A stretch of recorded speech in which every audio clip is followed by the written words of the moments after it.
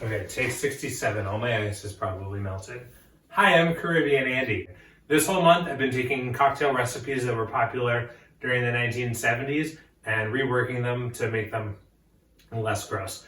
Delicious, actually. And today's no different. You know, talking about the 1970s, of course, when we think of the 1970s, we all automatically think about how it was a revolutionary time in modern filmmaking. And today's cocktail is a great reflection of that.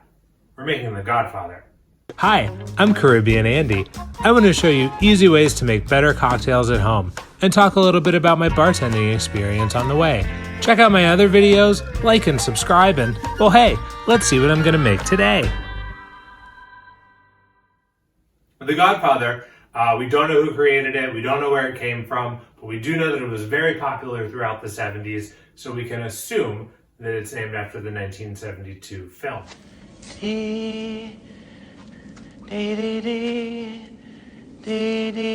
Originally, the recipe is equal parts Scotch and Amaretto. I'll give you all a moment to throw up. Yeah, it's not good. Especially, Scotch being a really unique, specific taste, Amaretto being very sweet and syrupy. With those two ingredients, you're not going to find your way to a balanced cocktail. In my opinion, you're going to need to introduce something else to make it a bit better. So, first thing, Amaretto is very sweet. And we're using Lazzaroni Amaretto, which is the original. And this, a lot of people think of Amaretto as an almond liqueur, but sometimes it is. But what it is, it's Amaretto. The word itself actually is Italian for a little bitter. Amaro is bitter. This is a little bitter. It's mostly sweet. This is actually made with apricot pits. And then for Scotch today, we're going to be using Famous Grouse. Famous Grouse this was $20. I picked it honestly because it was on sale. It's a great workhorse Scotch. You don't want anything too peaty or smoky for a cocktail. In my opinion, same thing. You're not going to find your way to a balanced cocktail if you're using a liquid campfire as your base spirit. So those two, and then trying that, just those two mixed together, doing a 2-to-1 ratio. It's not bad, but it's a little thin. And I want to really highlight some of the more, vanilla-y, almondy, even orangey flavors of the Amaretto. And we can do that with something else that is also Italian. Averna. Averna Amaro.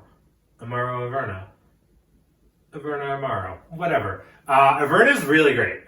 This is actually, if you've never tried any Amaro, I always recommend this as a good starting point to give you an idea of what the category tastes like, but it's also not too overwhelmingly anisey, licorice, gentian root. You get a lot more bitter orange and caramel notes. And to touch on the sweeter side, really easy drinking, nice little thing to have by itself after dinner.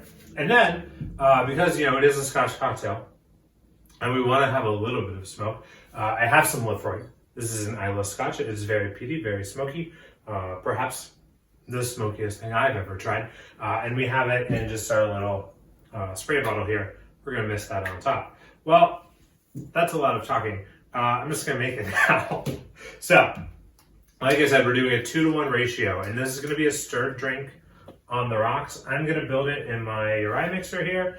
You can build it in the glass. That's perfectly fine. You can pour this over a big rock. We're just going to use small cubes. But we're going to do 1.5 ounces of our Famous Grouse Scotch.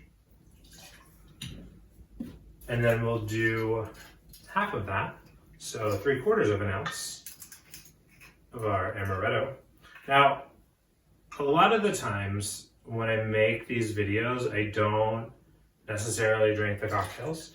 But as I was tinkering around with this recipe and making sure it was exactly how I like it, I couldn't help but finish it.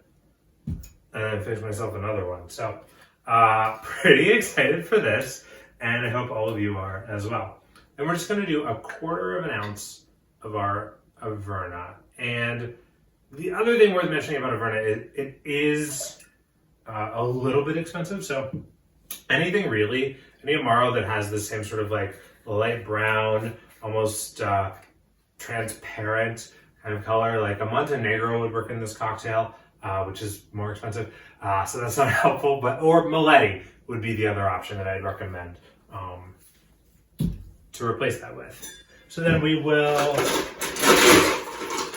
fill our mixing glass with ice.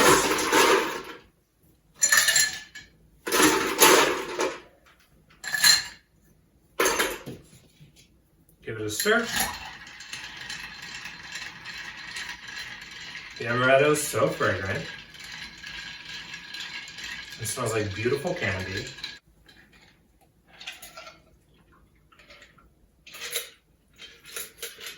Strain it.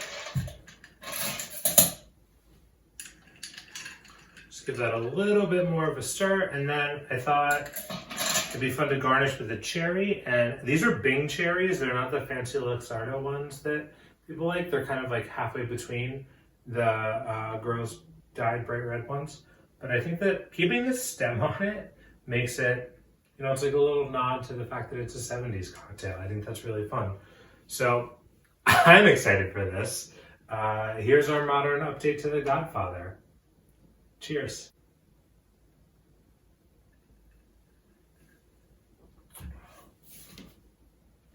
My gosh. That's so good. Oh, I forgot that. Oh, now it's better. Oh, I love that. That just adds a little bit of smoky, especially like you get the aroma more than the flavor. But now it's a multi-sensory experience, you know? Thank you all so much for watching this. I hope you enjoyed this cocktail video. Please do subscribe, hit the like button. That helps my videos get to more people's eyeballs and helps me to grow my channel.